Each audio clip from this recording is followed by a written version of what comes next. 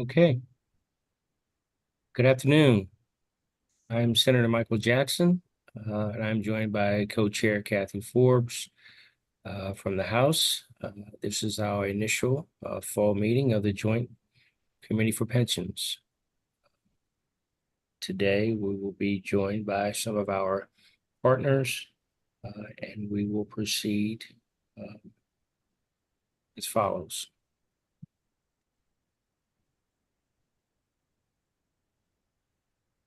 Ms. Ann, you are up.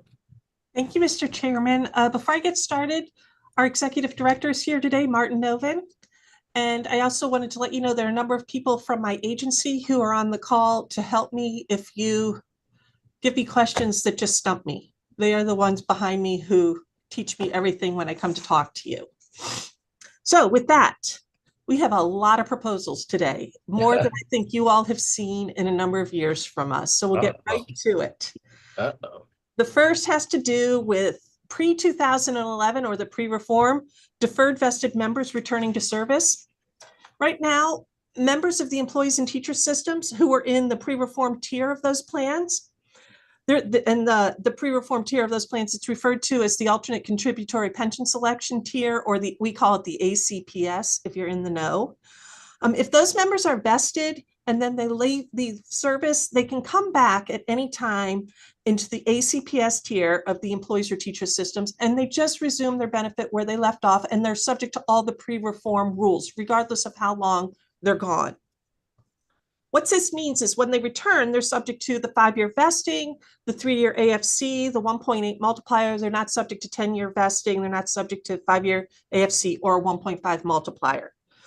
Pre-reform members of the correctional officer system, the state police plan and LEOPS, they don't have a similar provision in their plan that allows them, if they leave service after they have vested in their system and they come back, they have to start a second account.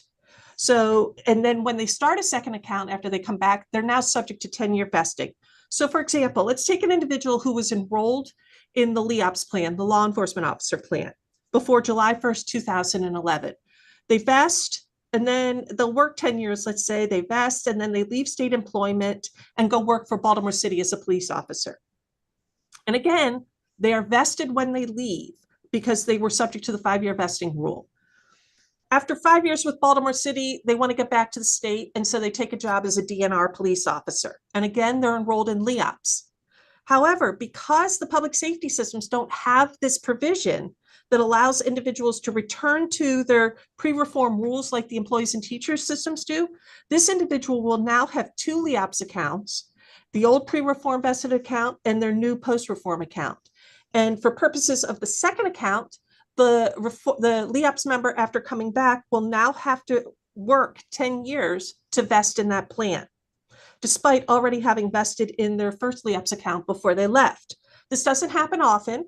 We currently know of about 16 people across all the public safety plans, and I was told just yesterday afternoon. So the write-up just talks about this for public safety plans, but I was told just yesterday afternoon that we have also found within the employees' pension system, the non-contributory tier, we have a handful of employers who are still in that tier of the employee system. They also have this problem, and we would need to address this for them if you're interested in pursuing this legislation. So because of this inconsistency, and to help provide staff with greater ease in administering the situation for public safety plans and now this new tier in the employee system, we're recommending providing a provision similar to what is in the employees and teachers systems that will protect the pre-2011 deferred vested members of the public safety plans and this new tier if they leave their membership and then later come back.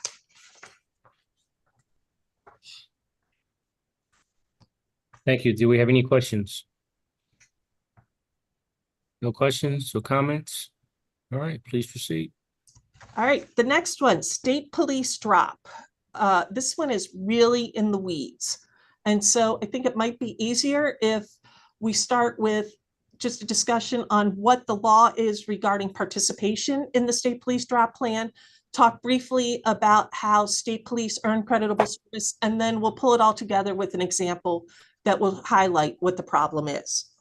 So current law provides that a member of the state police plan is eligible for drop if they have at least 22 years or 25 years of creditable service in the state police plan and less than 32 years. So you either have 22 or 25 years and not more than 32 years of service. The law also provides in part that eligible troopers may participate in the drop for the lesser of 7 years, the difference between 32 years and the member's creditable service as of the date they elect to join the drop, or the difference between age 60 and the member's age as of the date the member joins drop. Now, for our purposes today, we are only concerned with the participation period that's determined by subtracting a member's creditable service from 32. To determine how a member earns creditable service in the state police, the law provides that a member is entitled to receive 1 month of service credit for any time we receive employee contributions, member contributions for that month. So if we don't get money for that month, they don't get credit for that month. The maximum benefit that a trooper can earn in the state police plan is 71.4% of their AFC. This is based on 28 years of creditable service. That's the maximum amount of service the maximum amount of creditable service that a member can earn, because anything beyond that exceeds this maximum benefit of 71.4%. Prior to 2020, troopers contributed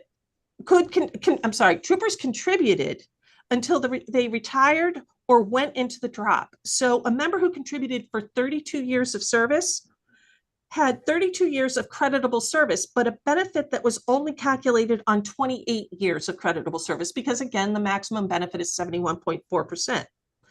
Additionally, prior to 2020, the trooper who had 32 years of service, 32 years of creditable service, was not eligible to enter drop because, as we discussed earlier, since you have to have less than 32 years to go into the drop. So if they stayed the full 32 years, they could not go into drop.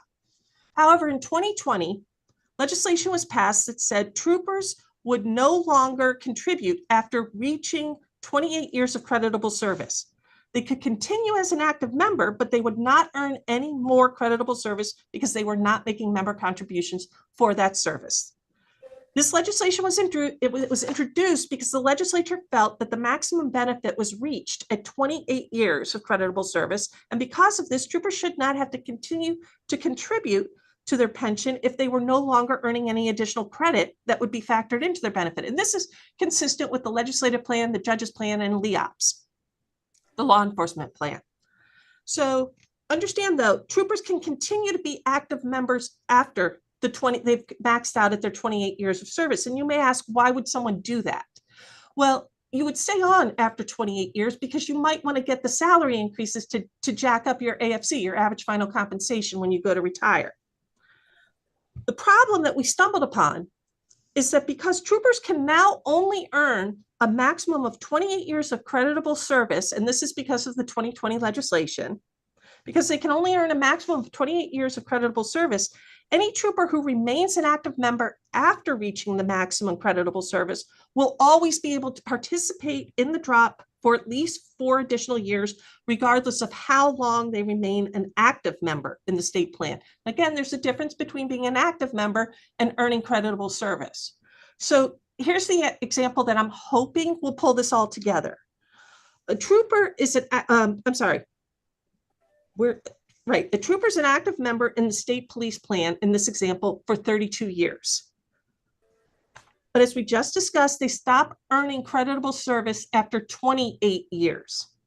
So they satisfy the first hurdle of being eligible for drop because they have less than 32 years of creditable service. They have 28. And then because the law says a member can participate in the drop for a period equal to 32 years minus the member's creditable service, they get to participate for an additional 4 years, because the difference between 32 years and the member's 28 years of creditable service is 4 years. So you now have someone who had 32 years of service, they're still going to stay in service another 4 years, so they're going to leave with 36 years of service. Taking it even further, someone could start working at 20 years old. They could work for 36 years and go into drop for 4 more years at that point. Now they're age 60, so they have to leave. But because they only had 28 years of service, creditable service, they get to do this. And now with these at 36 years of creditable service, their AFC is considerably higher because they've worked these additional 8 years. Because this is an issue related to plan design for the state police, we're bringing it to your attention for guidance because it really evolved out of the 2020 legislation. And what you believe the intent of that legislation was and how you would guide us to go forward with this. You should know, I've reached out to my counterparts with state police, so they're government relations people, to let them know about this. They had no idea that this loophole was out there. And I've also reached out to their union, Sleola, to let them know we would be bringing this bill. Thank you. Any comments or questions? I think you explained it pretty well, at least for me. Such a liar. I was late. So okay, please proceed. All right. Now for our perennial reemployment bill. This year's proposal has to do with a specific reemployment exemption that exists for some retirees, but not all retirees. Current law provides that if you retire on a service disability or service retirement or an ordinary disability, and that's our non-line of duty disability benefit. So if you retire on one of those two benefits from the employees or teachers or correctional officer system, and your AFC at the time of retirement was less than $25,000 when you retired, you are not subject to any earnings limitation if you're reemployed by a participating employer. So if your AFC is less than $25,000, and that's pretty low, you have to have had pretty low salaries in order for it only to be $25,000, you're not subject to an earnings limitation. Accidental or special disability, these are our line of duty disability individuals. Those retirees, while not subject to an earnings limit, if they are reemployed by a participating employer of the system, they are subject to a temporary suspension of their benefit if the reemployed gross salary exceeds their AFC at the time of retirement. So if they come back to work and their gross salary is more than what their AFC is, we turn off the pension for as long as their gross salary continues to be greater than their AFC. So for an example for you, an accidental disability retiree with an AFC of $21,400 who was reemployed by a participating employer at a gross annual salary of $21,500 will have their entire pension temporarily suspended while they're reemployed in this position because they are earning more than $21,400. This example is actually a real case that we had that called this whole issue to our attention. This retiree not only had an AFC less than $25,000, but their gross benefit that they were getting was also less than $25,000. Because of this, to provide consistency for all reemployed retirees, staff is recommending legislation that would add a similar AFC reemployment exemption for the temporary suspension of a line of duty retirement allowance, applicable to all disability retirees. Additionally, you should know, when I looked into this, the legislative history for the current $25,000 earnings limitation, I found that in 2010, it was increased from $10,000 through legislation to $25,000, in part to bring this exemption closer to the minimum annual salary of the state salary scale, which at that time was $21,200. Currently, the minimum annual salary for state employees is $35,000. So in light of this 2010 legislation, you may also want to consider increasing the $25,000 reemployment exemption for everyone up to the minimum salary right now of $35,000 for all state employees. Oh, and I should tell you also, I have reached out to AFSCME and MSEA about this to let them know we would be introducing it. I have not reached out to Sleola yet, but I will. And for purposes of how many people this would impact, I've spoken with our benefits division, and we believe that in the past 5 years within each of these groups for service, non-line of duty, and line of duty, there would probably be about 10 retirees in each group that would have been exempt because if the exemption was $35,000 and not 25. So we're not talking about a huge amount of people. Okay. Any comments or questions from anyone? Okay, next. So I think the only bill you guys hear of almost as much of as you do about reemployment is moving people from the employee system into the correctional officer system. So we've got one of those for you this year. Last session, legislation was enacted that as of July 1st of this year, all security attendants employed by the Department of Health at a forensic facility of the state would be moved from the employee system into the correctional officer system. So while the bill provided that some supervisors in these positions would be moved, it did not cover all supervisors or managers. So without legislation specifically moving these positions into CORS, if a security attendant currently in CORS is promoted to one of these positions, we would have to move them back into the employee's pension system. So to avoid this from happening, we're recommending legislation that would move these additional positions from the employee system into the correctional officer system. We have reached out to AFSCME to talk to them about this legislation, let them know we were going to be putting it in. And they also let us know that when I spoke to them, this was earlier in the fall, they said that would be 45 individuals, but now follow-up conversations, it might even be less who would be impacted by this bill.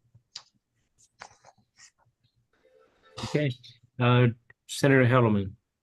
Just a quick question. And which office is this? These are security attendants in the Department of Health who work in the forensic facilities. So like oh God, I can't even name the other ones. And I knew them by heart during session last year. Perkins. Perkins. Thank you. Thank you. And then there are a bunch of other, like 5 others around the state. Great. Thank you. All right. Any other questions or comments? All right, proceed. Title 37 study group. So yes, we are asking for a study group and we are even volunteering to staff it. Title 37 of the State Personnel and Pensions article governs the transfer of service from any state or local retirement or pension system to another state or local retirement or pension system. Because of this, it is the only title, pension-related title in this article that applies to the state, all 23 counties and Baltimore City, and even any municipality that has its own defined benefit plan. This title was enacted in the mid-90s, and since then, several amendments have been made to it. It really, truly, it reminds me of like a 7-layer bean dip. There are so many amendments that have been added since it was put in the 90s. Because of all of these amendments over the years, we have found several inconsistencies, duplicative provisions, and ambiguities that make administering the transfer provisions very difficult. So to address these issues, we're recommending legislation that would establish a work group that would consist of state retirement staff, DLS staff, representatives from the counties and Baltimore cities that operate their own defined benefit plan. We could even reach out to MML and ask them if there were any municipalities that they would like to be represented on this study group. We don't have, anyone would be welcome. This group would meet throughout the 2025 interim to review the issues with Title 37, and then state retirement would prepare recommendations based on the work of the group to submit these recommendations to the Joint Committee next fall for potential corrective legislation. So a quick question from me, if I might. You did not mention legislators, not even as ex officios. Well, that's entirely up to you. All are welcome, Mr. Chair. I've heard that one before. Sure. All right, thank you. Any other questions or comments? Okay. Next, we have we want to talk about some General Assembly mandated reports. We have 2 of these mandated reports that have due dates that are difficult for the agency to meet due to other conflicting assignments also due at the same time. So to address this issue, we're recommending legislation that would change the due date for the annual report regarding the Investment Committee's business relationships with business and minority business enterprise brokerage and investment management services firms from September 1st to November 1st, and the due date for the annual report addressing the system's private equity venture capital investments in Maryland technology with TEDCO from December 1st to December 31st. I reached out to the librarian at DLS who oversees these mandated reports, and she recommended if we were having difficulty meeting one of the deadlines that we should come and ask for extensions through legislation, a change of that the deadline date. Anyone? Any concerns, comments, questions? All right. All right, we are nearing the end. This proposal would repeal the statutory provisions that direct the board to fund its operating expenses through administrative fees collected by each of the participating employers in the system.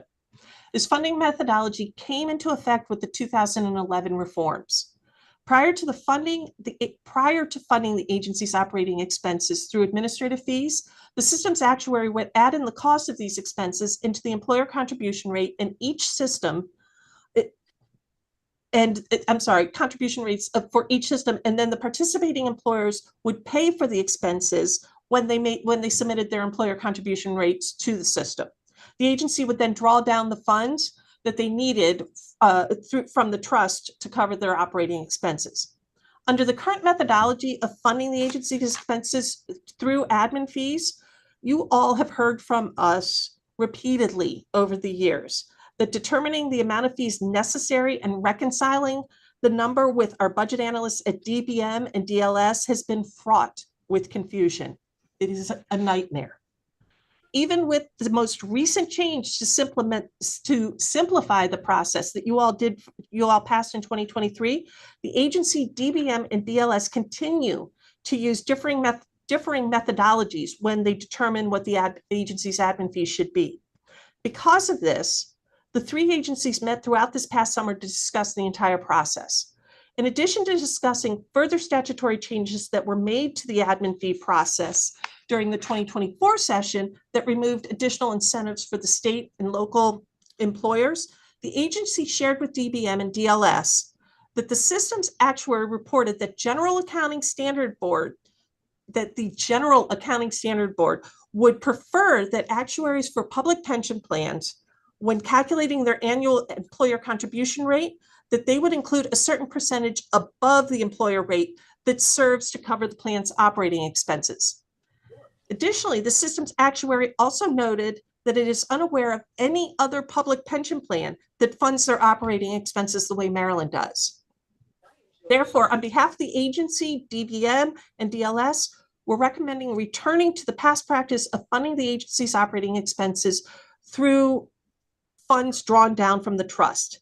It's possible that this proposal may not be effective until fiscal 2027. However, conversations with DBM and DLS budget analysts indicate they may be able to figure out how to make it effective for fiscal 26. Fingers crossed on that. This proposal would not have any fiscal impact to the system because the amount the actuary determines for the agency's operating expenses should be comparable to what the agency would have certified through our administrative fee process. Okay. Questions, right. Comments? Next. Our last one. As you all know, in 2018, legislation was enacted that gave the board the authority to create positions within the investment division and to set the qualifications and compensation for those positions, including incentive pay for certain employees of the investment division. The legislation also established the Objective Criteria Committee, or the OCC, if you're in the know, to help the board adopt objective criteria for setting the compensation and awarding financial incentives for these individuals, the CIO and other specified individuals within the investment division. The 2018 legislation provides that the OCC includes members of the legislature, the treasurer, the secretary of DBM, 2 members of our board, and a member of the public with financial experience. Beginning in the summer of 2018, the committee is required to meet at least every 5 years. The board is also required to hire a compensation consultant to assist the OCC regarding objective criteria. The committee met for the first time in the summer of 2018 and submitted recommendations to the board for compensation and incentive pay program for the investment division. While these recommendations served as a strong foundation for the initial development of the investment division, the division has grown significantly since that time in size, including creating an internal trading desk. As I just mentioned, the board is responsible for determining the type and number of positions needed to carry out the functions of the investment division in addition to setting the qualifications and compensation for these positions. And all of this should be reviewed and updated regularly as the needs of the system change rather than once every 5 years when the OCC meets. We believe a compensation committee of the board could better assist with these responsibilities in a more timely manner. Provisions of the State Personnel and Pensions article provide in part that the board may establish committees of the board, giving the board the authority to establish this compensation committee to address investment division compensation issues as they arise in real time. To accomplish this, the board is recommending legislation that would repeal the provisions establishing the OCC. In its place, the board would establish a compensation committee of the board. We would also recommend enabling the board to hire a compensation consultant to assist both the compensation committee and the board with reviewing and updating its objective criteria, as well as creating and maintaining a position classification structure, pay scale, and financial incentives for the CIO and the investment division. And with that is the end of our voluminous legislative package for this year. We certainly appreciate that. And before we move to our next guest, I would like to say thank you very much for loading us up this year. Secondly, with this last proposal, having been a part of, and my co-chair having been a part of this, I understand what you're saying, but in addition to what you're saying, I think it would probably be prudent on our part to have some sort of statutory requirement for a report out or review by the General Assembly, if we can kind of talk about what that means as we move forward. And I think, because I believe that there still needs to be a connection there. So Absolutely. we will certainly discuss that as a joint committee. But thank you very much. Any comments or questions to Ms. Ann regarding this entire package? If Got a not, lot of work to do this year if you take them all. all right. Thank you very much. So we will next move to, I'm sorry, Madam Chair. Mr. Chair, I just wanted to thank Ms. Gothrop for always being so thorough and always explaining things in ways we can understand it. Absolutely. She's been I think she knows where my offices have been in the two chambers before I did. That's how much I call upon her. We certainly do appreciate it. So next up, we'll have our guests to speak about the Maryland Teachers and State Employment Supplemental Retirement Plans. The Honorable Secretary Foster, our Executive Director, Ms. Bell, and Ms. Nakia Smith. You are on. Thank you all for being here today. So Senator Jackson, Delegate Forbes, and members of the Joint Committee on Pensions, good afternoon. For the record, I am Eloise Foster, and I serve as chair of the Maryland Supplemental Retirement Plans. I actually enjoyed listening to Ann because of many of those proposals that she mentioned, especially talking about the DROP program and the funding with administrative fees. I remember those, and all times during my career, they caused a lot of angst. So I feel your pain, Ann. With me today on Zoom, Rhonda Butler-Bell, who's the Executive Director and Board Secretary of MSRP, and also with us today is Nakia Swift. And Nakia is the Deputy Executive Director, and she's our Chief Financial Officer. So let me just start off by thanking you for inviting us to meet with you today and to share some information about our existing programs and our aspirational goals for the upcoming session. I also want to stress and emphasize that Ms. Bell and Ms. Smith are truly the backbone and the brains of MSRP, and I rely upon these ladies heavily for their professional expertise, and I would just be clear that they never disappoint. So Ms. Smith is going to kick off today's discussion. She's going to provide an overview of the various supplemental retirement plans that MSP offers. And she's also going to touch on what our recent investment returns have looked like. And she's going to touch a little bit on our current fee structure. And then Ms. Bell is going to follow up and discuss our legislative proposal on auto enrollment. We believe this is a proposal that could be extremely beneficial to all state employees. And I promise you, it is not as complicated as anything that Ann discussed before. So with that, I'm going to turn it over to Nakia Smith to kick this off. Good afternoon. I'm going to share my screen. Hopefully you guys can see.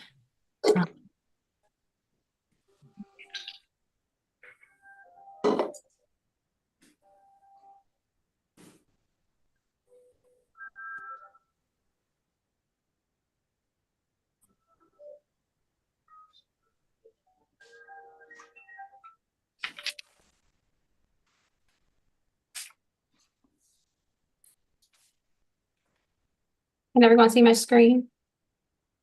Yes. Yes. Oh.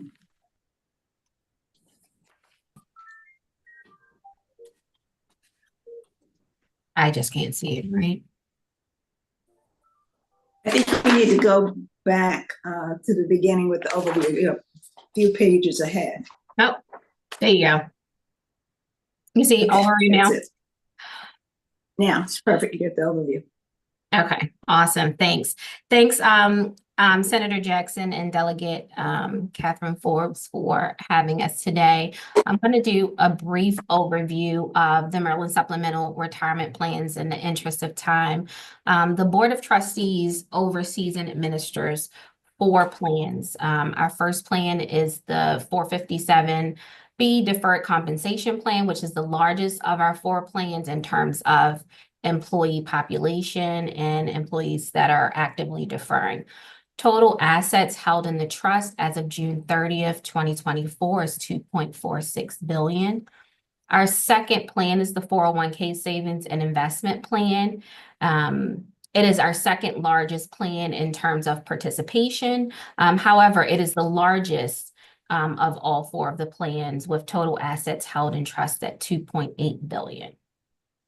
One of our smallest plans, and it's open to individuals in higher education, is our 403B tax sheltered annuity plan. Total assets held in trust is $123.5 million. The recently reactivated match plan, as of July 1st, 2023, is our 4th plan. The plan has 49,489 participants. The total assets held in trust is $261.9 million. Since reactivated, as of July 1st, 2023, the plan has had over 12 million in matching contributions. Just some details about the match program. Again, it was reinstated July 1st, 2023 as a result of the Speaker's House Bill 982. New for the legislation was a provision for reimbursement of student loan payments of up to $600 for employees who make payments to higher education institutions. And that was in effect January 1st, 2024. Now, the implementation process for the match program involves Central Payroll Bureau and Nationwide Retirement Solutions, which is our plan administrator.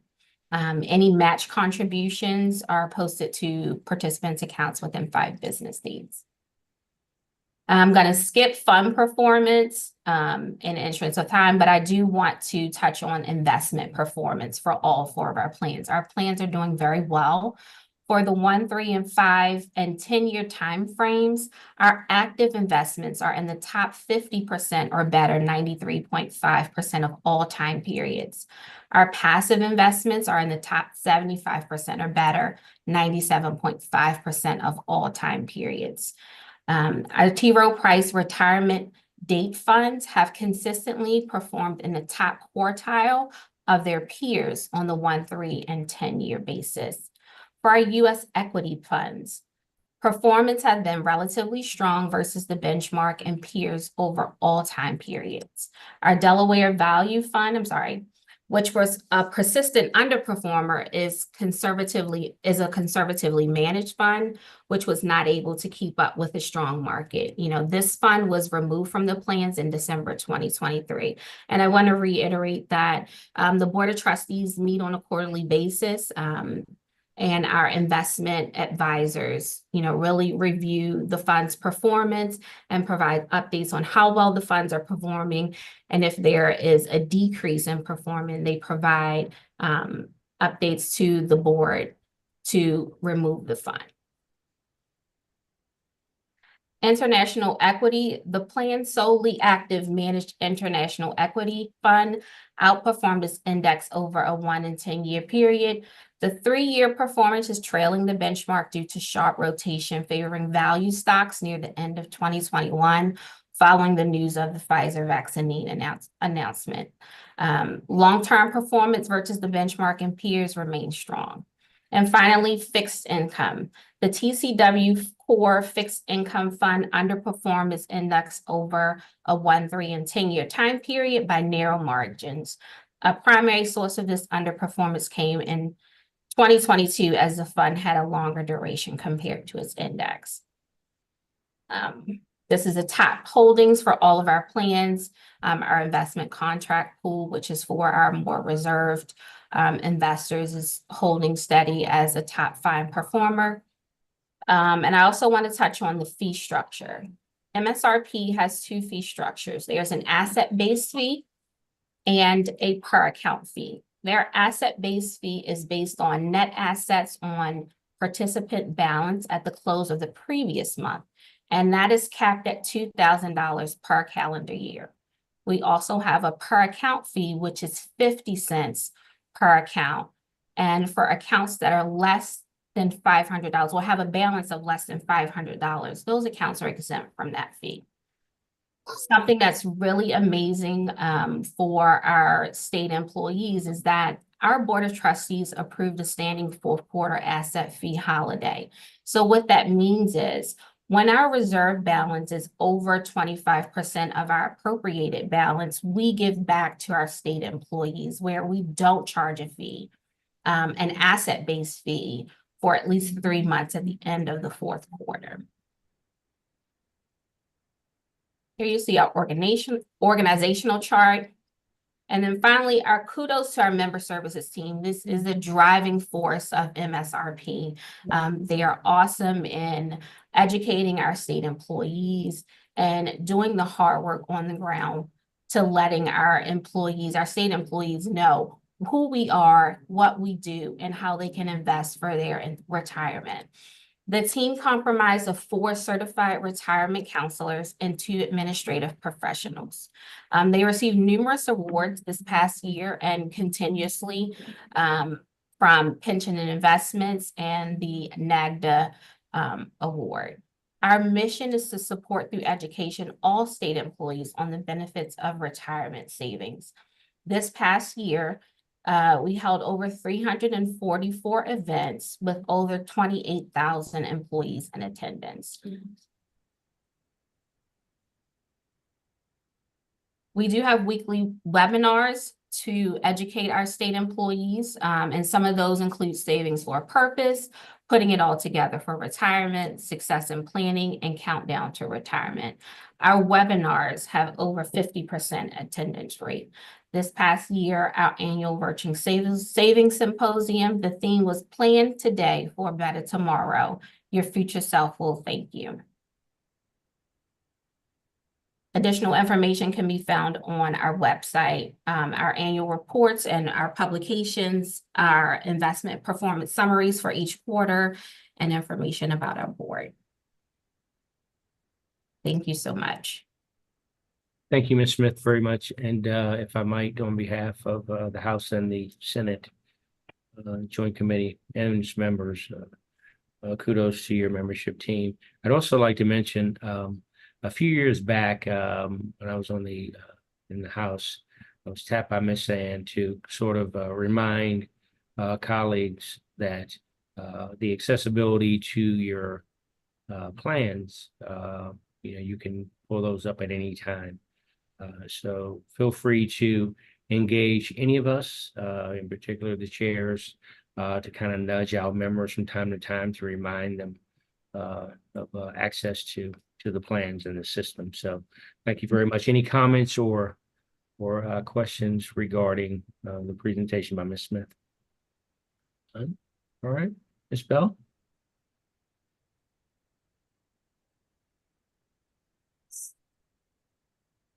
Good afternoon. I apologize. We are playing musical chairs because in my office is my non-working camera. So I had to come next door. Give me 1 second, and good afternoon, Chair Jackson and Chair Barnes. I am really grateful to be here to present to you today. Thank you for having us members of the committee. And let me find my document.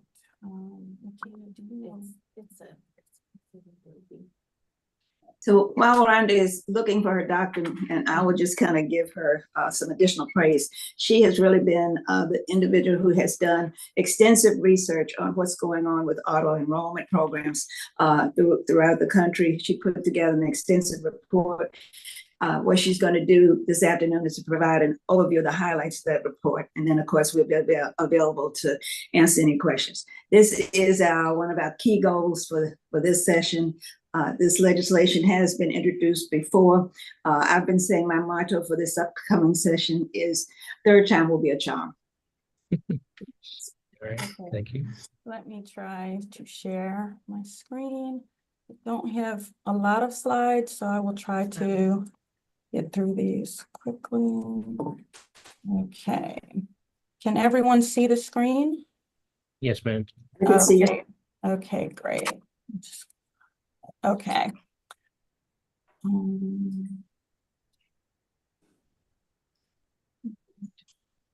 Yeah, sorry about that. Okay. All right. So some information on MSRP. We are a state employee benefit, and this is a benefit available to all eligible executive, legislative, and judicial branch employees. As of the third quarter of 2024, we had almost 41% of all eligible state employees actively participating in MSRP. Our staff is comprised of all state employees. We are a state agency, and that includes our certified retirement counselor, director of member services, as well as the education specialists that keep everything going for information for our state employees. Member services team does provide state employees with one-on-one consultations as requested and numerous webinars and educational sessions on a variety of topics related to retirement readiness and financial literacy. We are governed by a 9-member board of trustees that is appointed by the governor, and I think this is a really important point.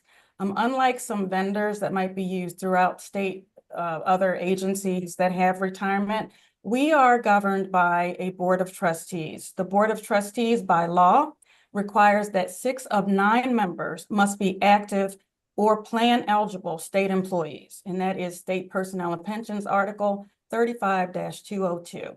So 1/3 of our board seats are designated for members of the public. That's very important to know that we have state board governance over the supplemental retirement plans.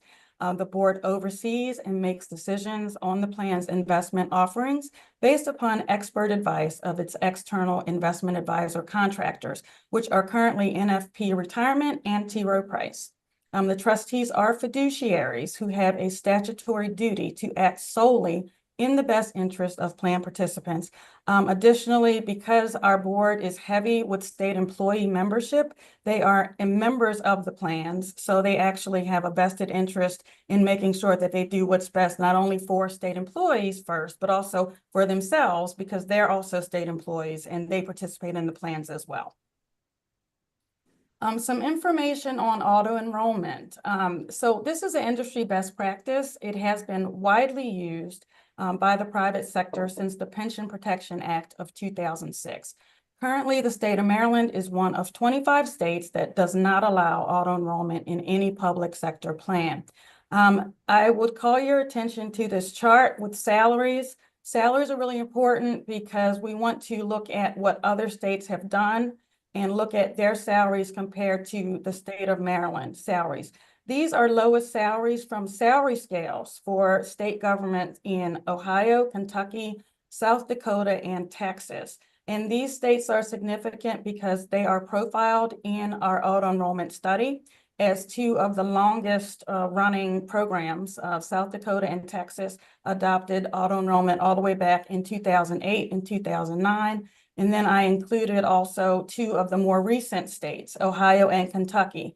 We can look at the state salaries when auto enrollment was actually implemented and see how low these salaries were when the governors of these states actually voted to implement the legislation that made auto enrollment possible in these states.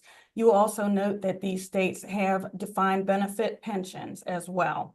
If you look at the column for FY25, you'll see that Maryland state salaries are well above the salaries in these states. I will also note that the auto enrollment deduction amount that is currently listed on this chart is the amount that they adopted back when the salaries were much lower than they are right now.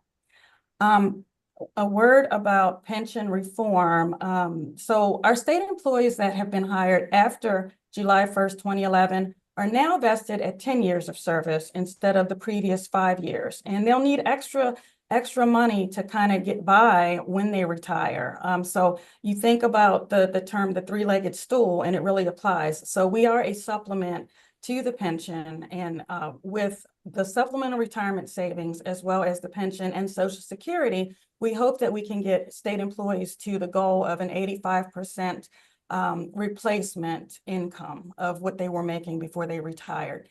If you look in this big yellow box here, these are some important things to be mindful of as it relates to reductions in state retirement benefits. So the pension benefit multiplier has been reduced from 1.8% to 1.5%. Pension compensation calculation is now based on the 5 highest annual salaries instead of the 3 highest annual salaries. Pension COLAs are now capped at 2.5% and at only 1% when the pension rate of return goals are not met. Retirees now need 25 years of creditable service instead of the previous 16 years to receive full health benefit subsidies.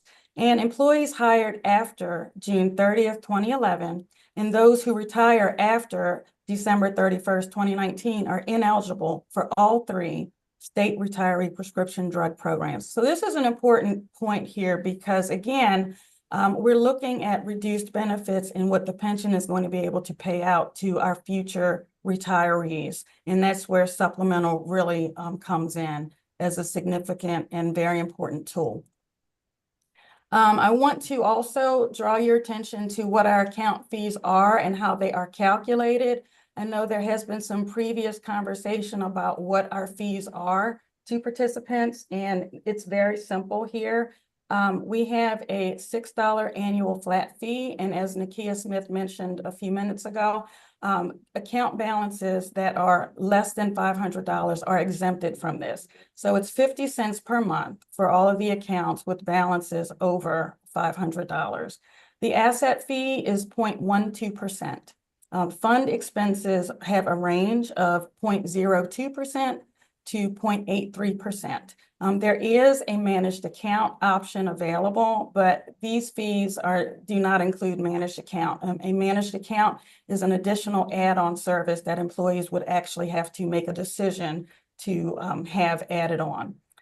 So if we assume that employees are only invested in the most expensive fund that MSRP offers, the highest possible fee would be 0.95%.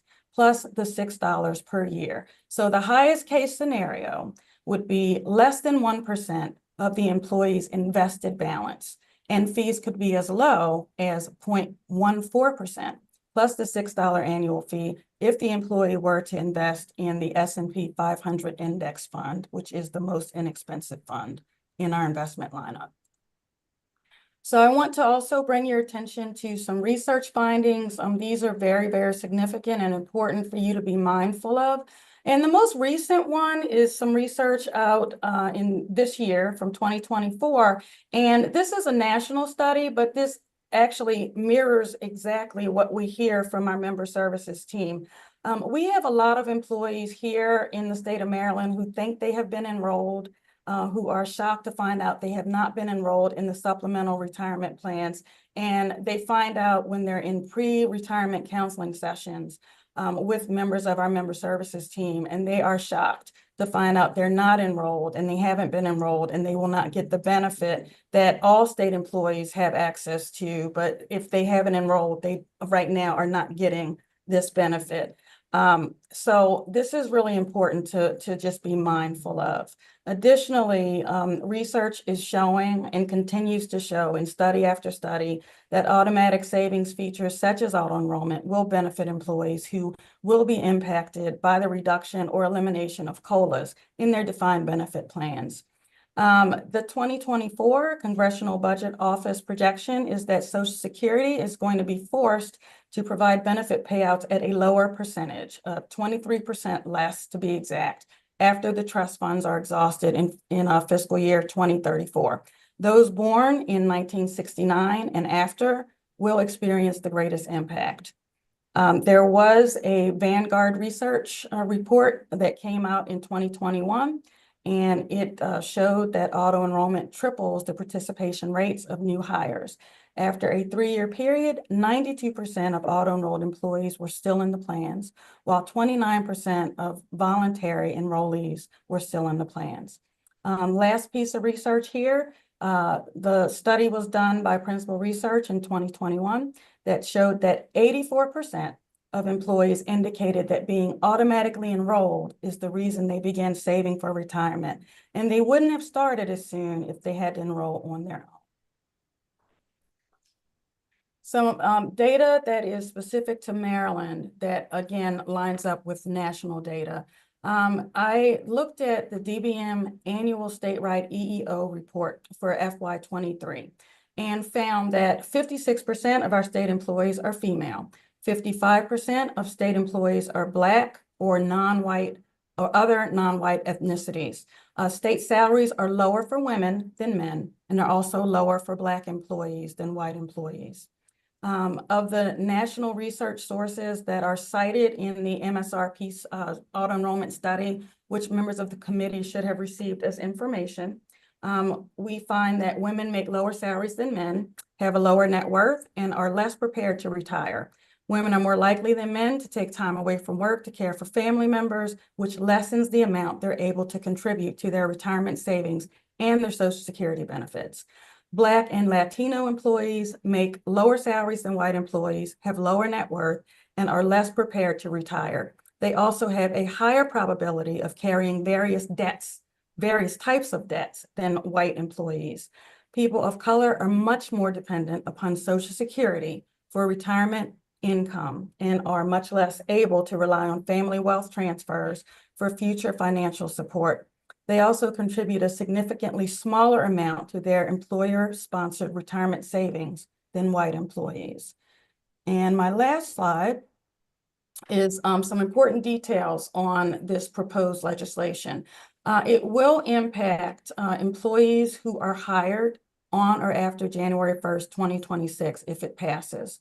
Eligible employees are, again, regular and contractual employees of the executive branch, judicial branch, legislative branch, and state higher education employing institutions. Something that's really important that I want to make sure we are all clear on is how detailed we are going to be in terms of communicating the opt-out feature to employees who are automatically enrolled. There will be a 90-day opt-out period, and that 90 days is from the first payroll deduction. A 90-day opt-out period is the industry standard, and states that have done this always tend to employ the 90-day opt-out period. Our process will be the following. Notification of automatic enrollment in the benefit. It will come from their state benefit and retirement coordinators or their HR directors during their new employee orientation and onboarding. An automatic enrollment FAQ document will be provided to them during new employment orientation and onboarding. An acknowledgement of receipt of the state auto enrollment policy and education for signature. So the employee is actually going to have to sign saying that they have received the policy and that it has been explained to them. Education from a member of our team in member services is going to also be included in this process, and they will be providing them comprehensive information on auto enrollment and the MSRP benefit during their new employee orientation sessions. And finally, a hard copy letter from MSRP's plan administrator, which is currently Nationwide Retirement Solutions, will also be sent to newly hired employees to let them know how this works, and the information from the FAQ document will also be included with the hard copy letter from the plan administrator. Lastly, at any time during the 90 days, employees have the option to cease payroll deductions, increase their contributions, decrease their contributions, and have the ability to stop and start contributions at their discretion. And the last thing I will note that's not on here, I have to try to go back to sharing unshare my screen. Sorry, it's not it. Ugh, technical difficulties. I'm not sure. Oh, you put it. Oh, okay, bear with me here. No, it's not there either. I'm sorry. Now I cannot unshare my screen. There it is. No, it's not it. I apologize. I think you have to large. Oh, No. I'm so sorry. Did it go away? Here it is. Ugh.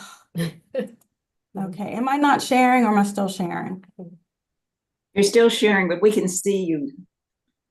Okay, all right, I'm gonna go ahead and it's telling me that I'm not sharing. Anyway, the last thing I want to point out is that unlike the defined benefit plan, which is a different structure, the supplemental retirement plans offer state employees the ability for emergency withdrawals, hardship withdrawals, and loans.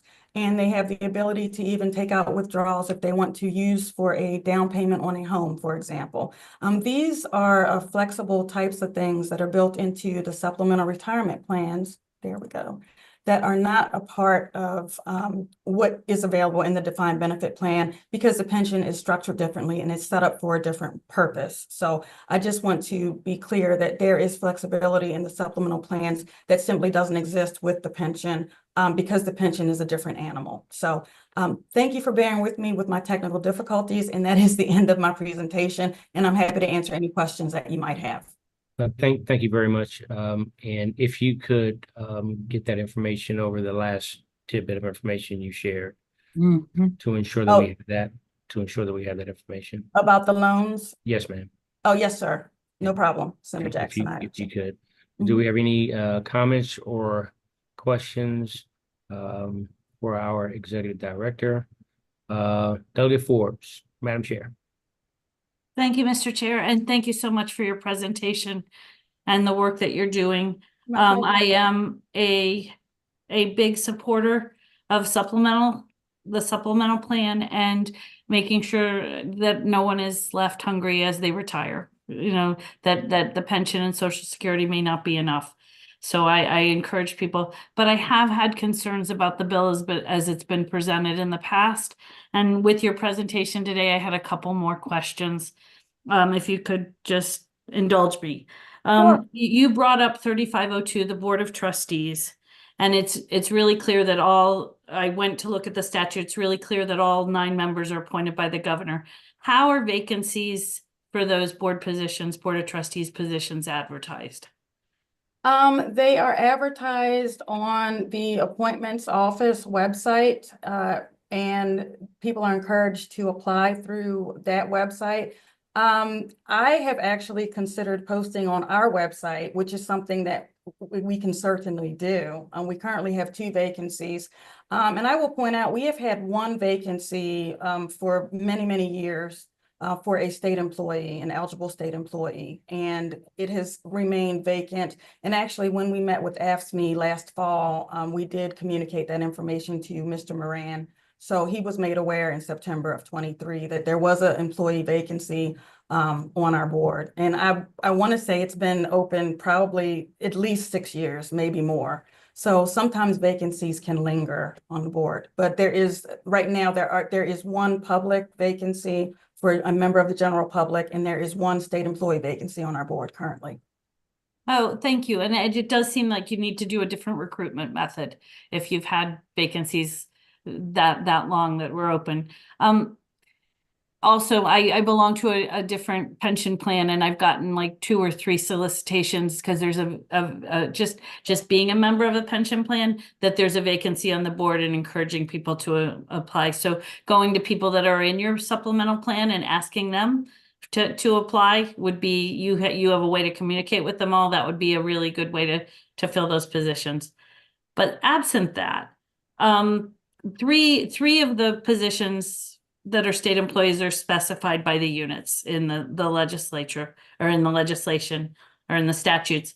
But 3 of them just have to be members. How would you feel about an election to elect those members? And the reason I'm bringing this up is because my goal with these questions is, if the automatic enrollment is instituted, I would want to make sure there was a voice on the board of one of our lowest paid employees in the state, so they would know how the decisions the board were making were affecting the lowest paid employees. I think that as far as an election process, that is something that would be done by statute, and it's really not up to the board.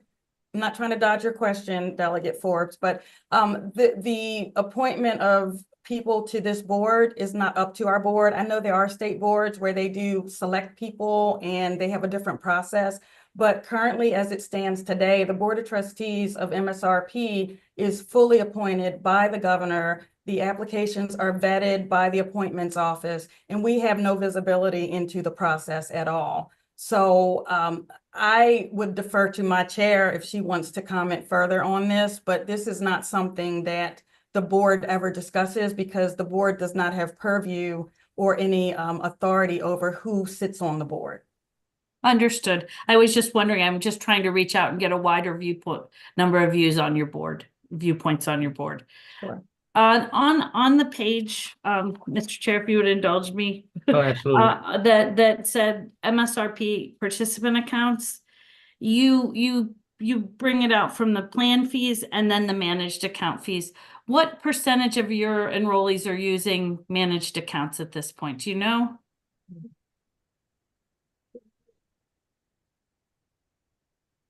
We actually have, we can get that for you pretty quick. Okay. Nakia happens to have a report right here on her desk. It's not a majority, I can tell you that much. Okay. And it's an add-on, so it's not something that a lot of our participants are using. If I might, Madam Chair, Executive Director, if you could, any information that you may have that comes from comments or questions, you could Sure. share that Send it with the Joint Committee. Thank you. Yeah.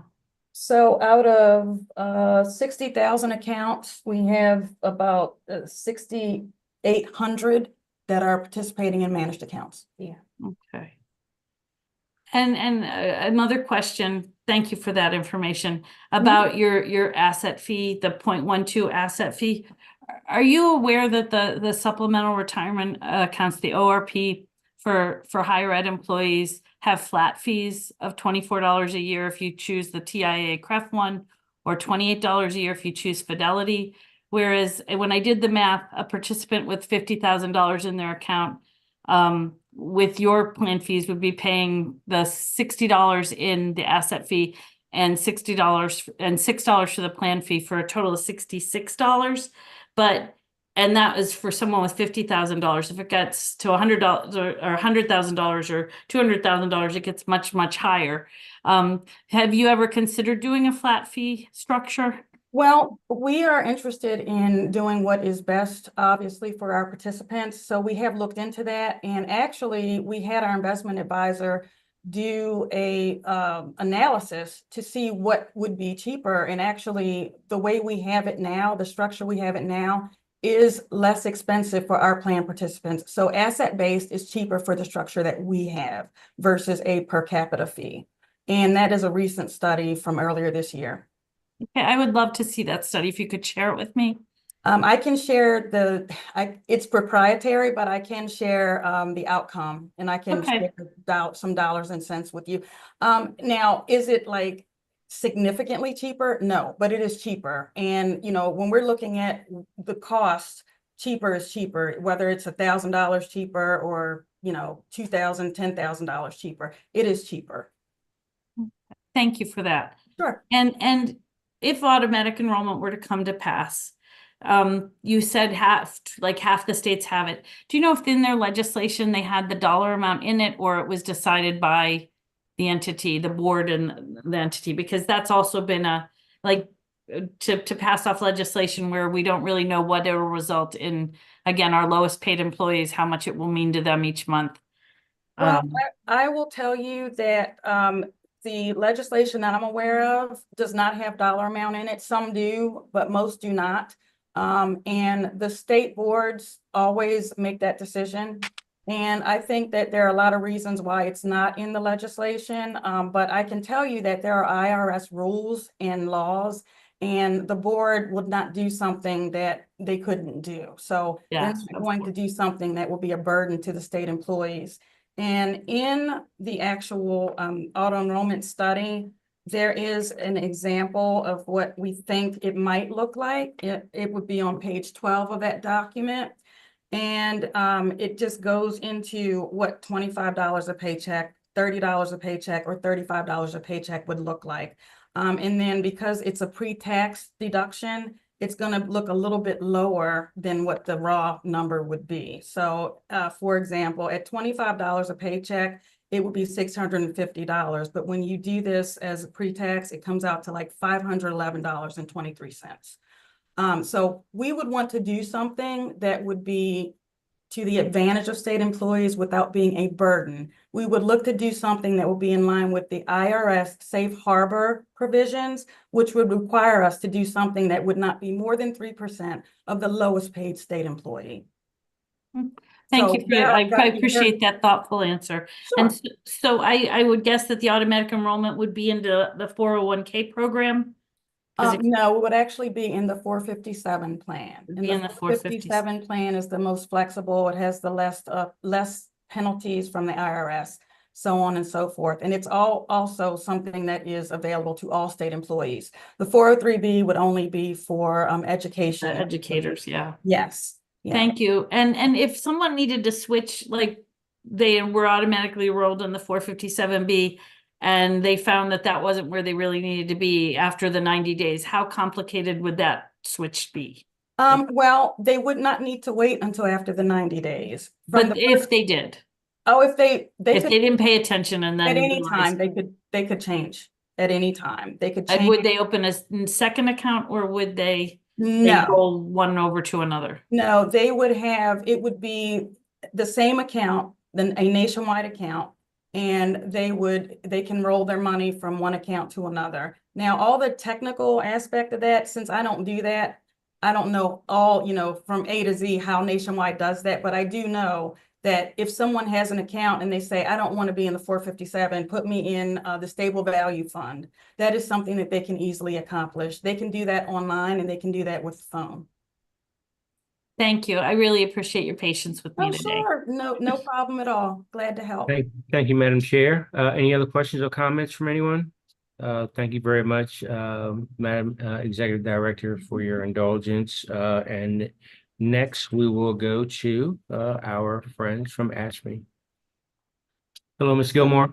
Hi, thank you, Senator Jackson. Thank you so much, and Delegate Forbes and members of the Joint Committee. Thank you to the presenters before me for your commitment to, a good retirement for our members. I appreciate the opportunity to, talk about our opposition to auto enrollment as the exclusive bargaining representative for state employees. I'll say we were joined in our opposition last session by our siblings, representing the state and AFL-CIO and the State Educators Association too. So fairly strong opposition from the employee voice here. I think it comes down to kind of four main areas. First and foremost, there is we have a I guess philosophical disagreement on auto-enrolling employees into riskier plans. The supplemental retirement plans, tend to be riskier. I mean, they're different, defined contribution plans are different in nature from a defined benefit plan. We just don't think it, makes sense to, in a way privilege the DC plan in this way. I mean, in looking at the, even the states that were listed in the presentation, South Dakota, Texas, Kentucky, Ohio, I think you'll see that, those automatic enrollment plans were put in as a direct attempt to undermine the defined benefit, plans in those states. We are always going to stand on the side of defined benefit plans over defined contribution plans when given the opportunity. Not to say that we support our members going and taking on supplemental plans of their choosing. Certainly as it stands currently, state employees have ample opportunity to participate in a supplemental plan if they choose. Particularly with the match that was reinstated a few years ago. I think if you are still seeing around 40% of employees taking advantage of the supplemental plan, it truly is for what is our second big reason for opposition, in that just this disproportionately affects low income workers. The recommendation on not including a membership contribution rate, certainly concerns us. Not defining the amount that's going to ultimately be deducted from an employee's paycheck, is very concerning. Even at $30, $25 a pay, $30 a pay. I mean, this is real money that, again, we're just concerned many of our members simply can't afford. And to amplify that, it kind of leads to our third area of opposition. We spent some time, in the previous line of questioning going over the board composition. But it is really important for us to have a democratic process for electing active and retired employees to a board that oversees retirement assets like this. And that is a really big distinction to us between the, supplemental retirement plan and the pension plan. It's hard to, essentially sign a blank check, if you will, then to a board that we don't even have democratic representation on. So we're, particularly concerned on that.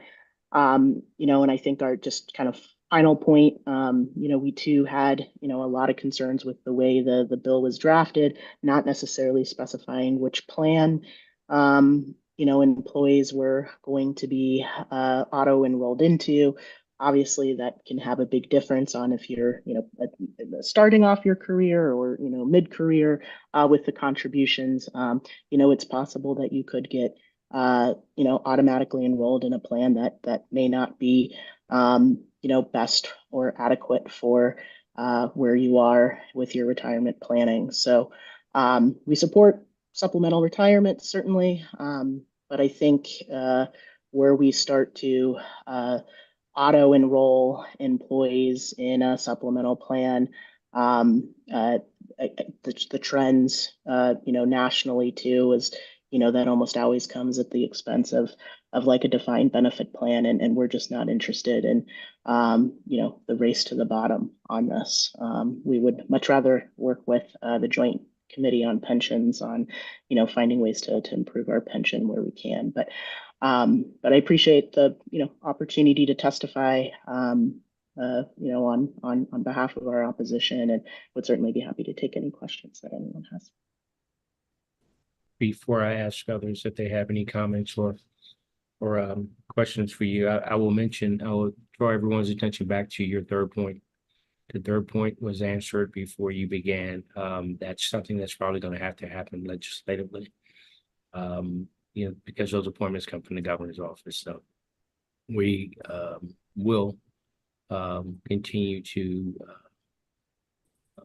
think about how that should look as we move forward on folks being able to participate on the board.